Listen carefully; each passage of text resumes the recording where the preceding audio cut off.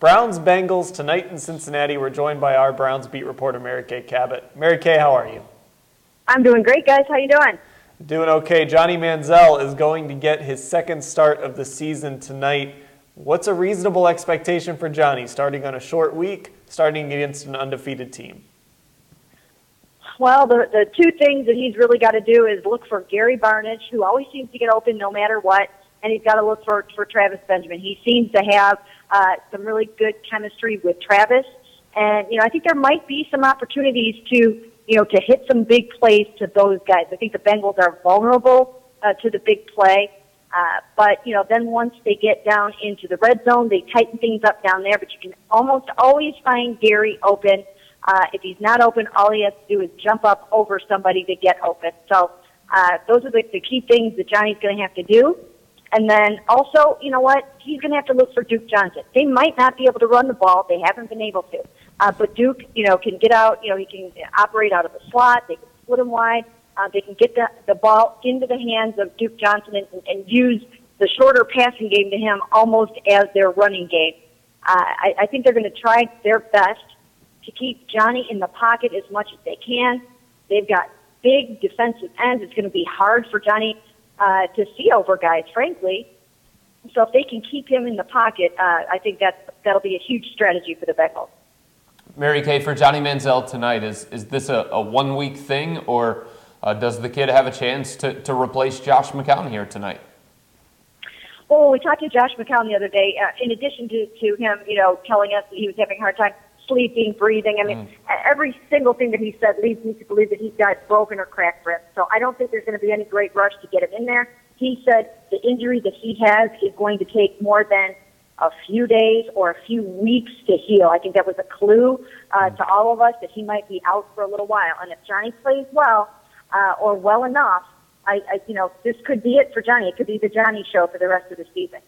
Yeah, Kay, also the schedule lightens up for the Browns. They've got a week and a half after tonight before a game. Then they have a bye week. So that seems to favor going to Johnny Manziel as well, giving him a little more time to prepare if he shows he can do it tonight. Yes, that's true. And again, let's say that he goes out there and, if they lose this game and they lose, the Pittsburgh game, then really the season's over, and you really do kind of need to know what you have in Johnny Manziel. I think Josh McCown has played way better than anybody has expected this year, and if not for this rib injury, I would have favored them starting him for a few more games, just to kind of, stay true to the philosophy of playing the best guy who's going to help you win. But if they get to 2-8, I would be all for them, starting Johnny the rest of the season just so they can figure out what they want to do for the future. Kay, you mentioned your expectations for Johnny tonight against Cincinnati. What is it that this coaching staff wants to see from Johnny taking that next step? Well, they have to see some of the things that we've been talking about. Can he read a defense? Can he operate from within the pocket? Can he be accurate on the run? Can he do all the things that you need to do, within the structure and the framework of the pocket? Because you can't just be running around all the time. So they have to see that he really has made strides in that regard, especially when, again, you're talking about some taller guys in front of you. Is he going to be getting the ball swatted down all the time? Those kind of things. But just the growth that they think they've seen in practice, now they have to see, is it happening on the field?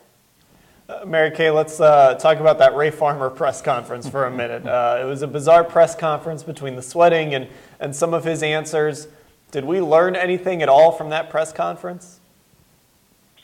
No, I don't think that, the one takeaway that I got from the press conference with Ray was basically the notion that, I think he's trying to say, look, I'm bringing guys in. They're not playing them. I mean, if I read between the lines of what he was trying to say, that's what I got.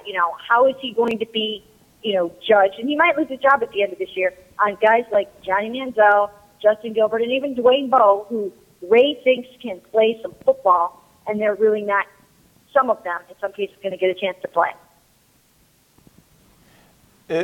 Isn't that fair, though? I mean, if he brings in a guy like Johnny Manziel and Dwayne Bowe and Justin Gilbert and those guys don't play, isn't it fair for him to get fired for that? Isn't that the reason you would fire a GM?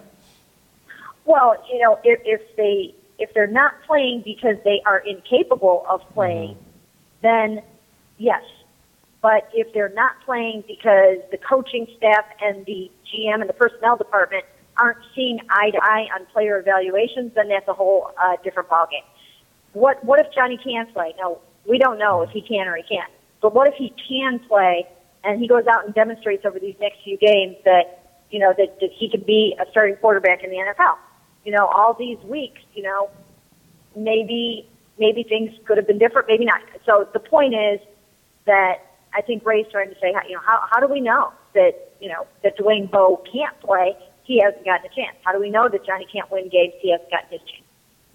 On the other side of the equation, Mary Kay, is the defense, which continues to be a story all season long. This was supposed to be the backbone of the team. This was supposed to be a defense that could keep the team in games long enough for Josh McCown to make a play or somebody else to make a play. And it hasn't been that, despite the fact that there are a number of different veterans on that side of the ball. It's not like it's this young defense that's inexperienced. I mean, Ray Farmer brought in a bunch of veterans so that the defense could be the anchor, and it just hasn't happened. Well, no, and again, when you look on the defensive side of the ball, I think when they headed into this season, I think they really thought that, that maybe Justin Gilbert would actually be able to get on the football field and make some plays this year. So you've got one first-round pick there that hasn't been able to do it. You may have thought that Barkevious Mingo, coming off the shoulder injury that he played with last year and the surgery that he had, that maybe he would come back this year and be able to do some things, and he hasn't been able to do that.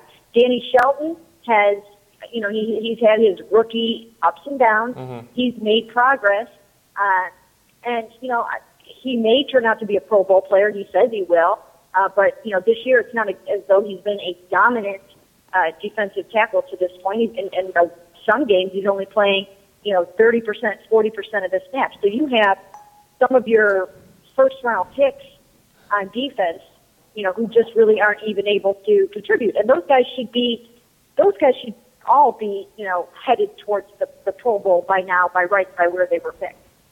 Mary Kay, how close did the Browns come to trading Joe Thomas? I think they came pretty close to trading Joe Thomas.